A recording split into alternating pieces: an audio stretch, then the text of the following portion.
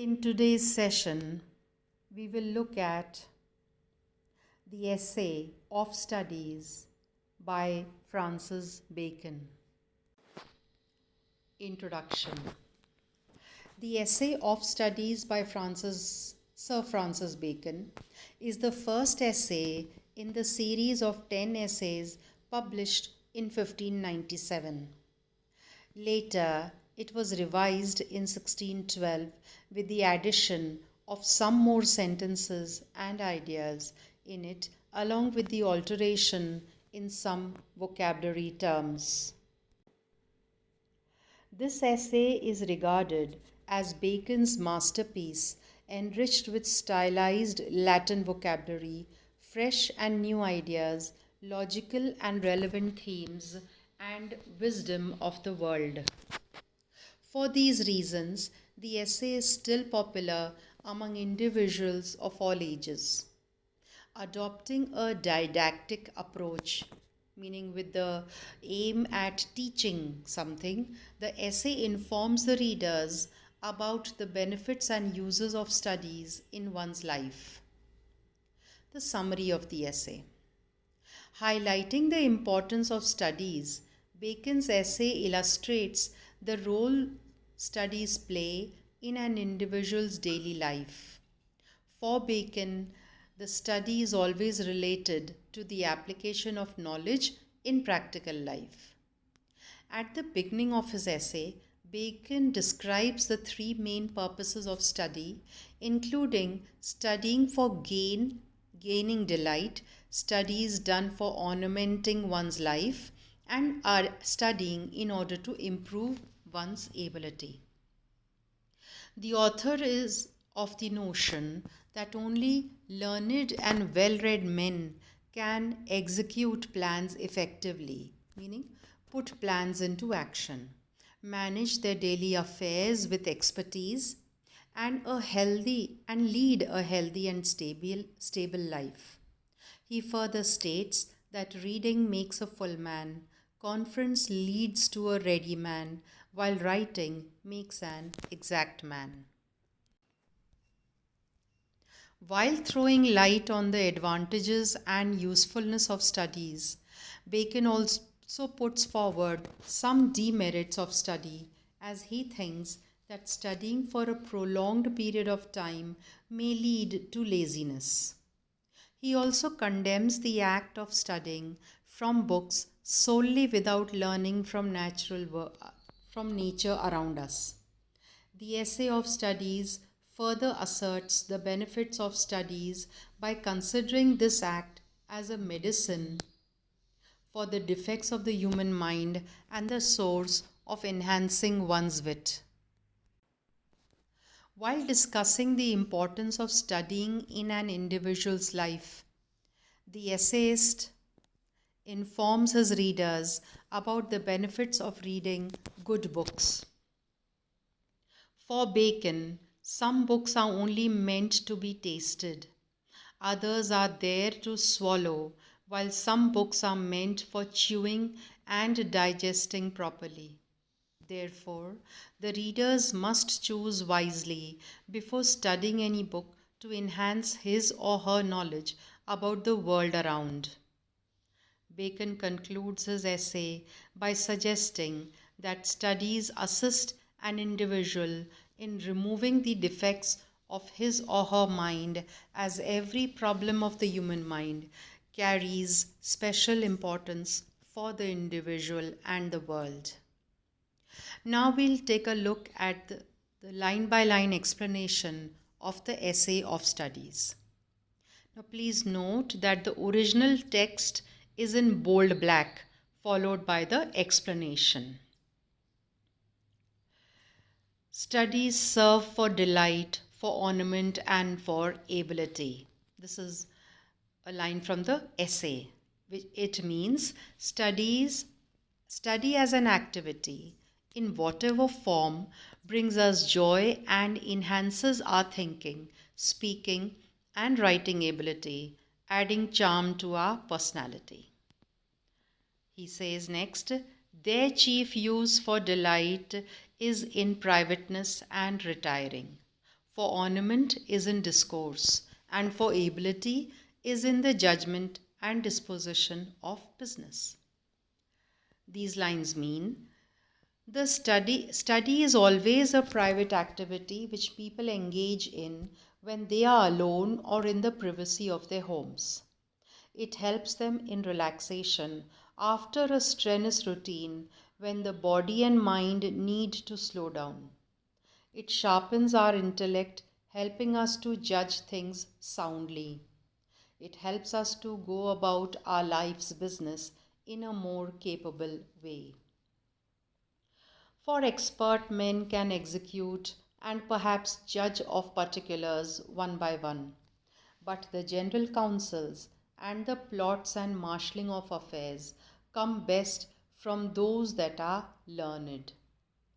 It enables the learned men, means to say, who have studied extensively to critically examine issues and arrive at the right conclusion. They can garner data, meaning collect data, facts, and arguments, or against a particular view rationally. Such intelligent analysis of facts improves the soundness and quality of their judgment.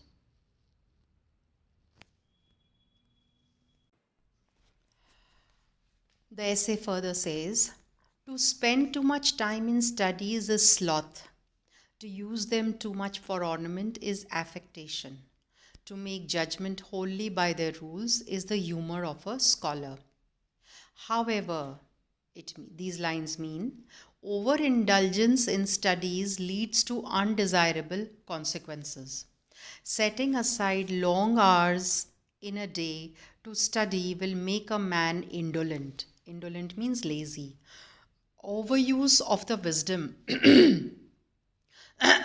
to analyze ordinary commonplace issues may make the man appear pretentious and vainglorious. Sticking too much to rules to assess situations and decide on action may invite derision from others. Dear students, यहाँ पर मैं बता दूँ कि अगर किसी शब्द का मतलब आपको समझ में नहीं आ रहा है तो डिक्शनरी में उसको ढूंढकर अपनी नोटबुक में हर शब्द को इंग्लिश में लिखकर उसका मीनिंग भी साथ में लिख लें. इससे पढ़ाई करना आपके लिए आसान हो जाएगा. आगे राइटर कह रहे हैं, they perfect nature and are perfected by experience. For natural abilities are like natural plants that need pruning by study, and studies themselves do give forth directions too much at large, except they be bounded in by experience. These lines mean studying adds finesse and perfection to human nature.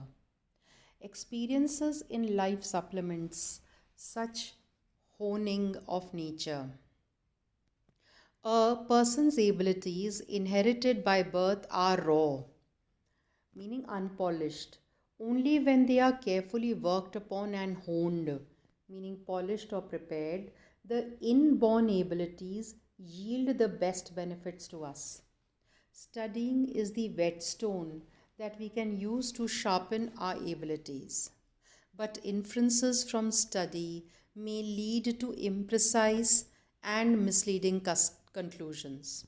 In such situations, one's experience in life comes in handy to arrive at the right conclusion. So, experience is very valuable as it supplements studies. The essay further says, crafty men condemn studies, simple men admire them, and wise men use them. For they teach not their own use, but that is a wisdom, without them and above them, won by observation. These lines mean people who are cunning and deceitful have no appreciation for studies as they accomplish their objectives through many crooked ways. Simple folks, however, greatly value the role of studies in human life. Wise people inherently draw upon the ideas obtained from their studies while solving life's myriad problems. Read not to contradict and confute, nor to believe and take for granted, nor to find talk and discourse, but to weigh and consider. The aim of reading and acquiring knowledge must not be to aggressively refute, meaning argue against others' views or accept the writer's views as gospel truth. मतलब अध्ययन करने का purpose ये नहीं कि हम सामने वाले को गलत साबित करें या जो लिखा हुआ लेखक की बातों से हम बिना सवाल करे पूरी तरीके से सहमत हों. It should also not be to engage in pointless discussion and argumentation. Studying should enable us to weigh facts and analyze them rationally. Some books are to be tasted, others to be swallowed, and some few to be chewed and digested. That is, some books are to be read only in parts, others to be read but not curiously, and some few to be read wholly and with diligence and attention. Books of varying content and genre are to be made use of differently. Some may be given a cursory reading, some others can be quickly sifted through, other important books are to be read slowly and minutely so as to truly fathom the meaning and underlying sense. Some books also may be read by deputy and extracts made of them by others, but that would be only in the less important arguments and the meaner sort of books. Else, distilled books are like common distilled waters, flashy things. One can ask an assistant to read a book and prepare a short summary of it, but such practice should be followed for obtaining guidance on matters of less importance. There are some books which are in fact shortened already. Reading maketh a full man, conference a ready man, and writing an exact man. Reading adds perfection to a man's personality. Discussing with others about the contents of a book imparts special practical skills to the reader. Writing removes all the residual weaknesses and ignorance from the person and enables him to remember the contents of a book. And therefore, if a man write a little, he had need have a great memory. If he confer a little, he had need have a present wit. And if he read a little, he had need have much cunning to seem to know that he doth not. So, writing helps to memorize facts.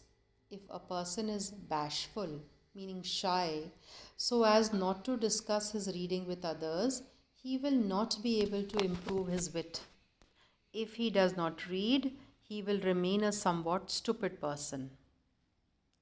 Histories make men wise, poets witty, the mathematics subtle, natural philosophy deep, moral grave, logic and rhetoric able to contend. Studying history makes a man wiser. Studying poetry makes a man wittier.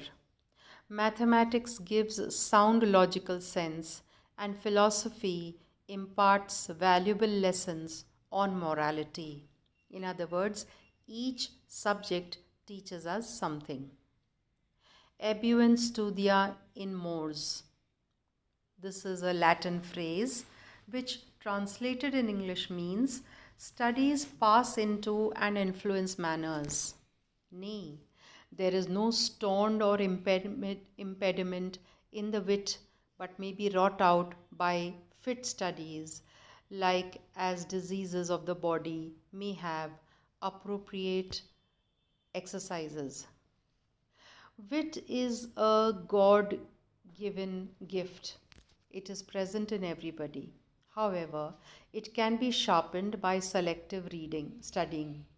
This is akin to the way certain weaknesses of the human body are cured by appropriate physical exercises. For example, bowling is good for the stone and reins, shooting for the lungs and breast, gentle walking for the stomach, riding for the head, and the like. They cure many ailments. So, if a man's wit be wandering, let him study the mathematics. For in demonstrations, if his wit be called away, never so little, he must begin again.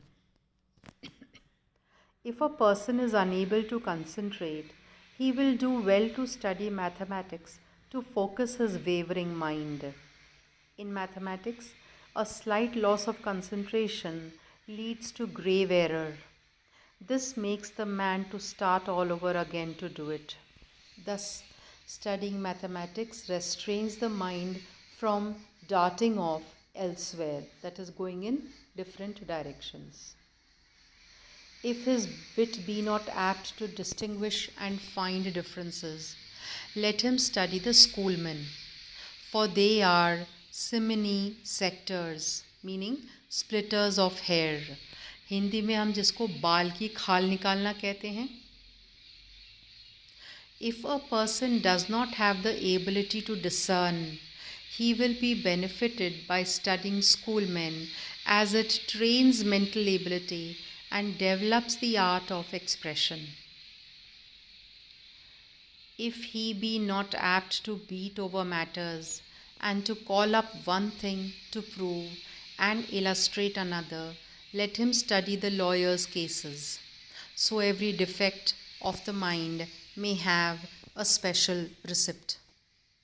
If a person is unable to garner facts and manipulate them to put across his views convincingly, studying law will help him. Thus, every efficiency of mind can be addressed by appropriate reading. The conclusion. Bacon's essay of studies deals with the benefits of studies for the individuals in their daily lives. From reading books to writing papers, study plays a vital role in a man's life, making him learned, witty, and experienced. The essay of Bacon is enriched with intellectual wisdom, pragmatic approach, and practical knowledge. Therefore, it is considered to be the most beneficial essay for the students and young individuals. Although the essay is devoid of any emotions and colorful expressions, it is nevertheless a wonderful effort of teaching the readers about the importance of studying. That's all about this essay. Thank you.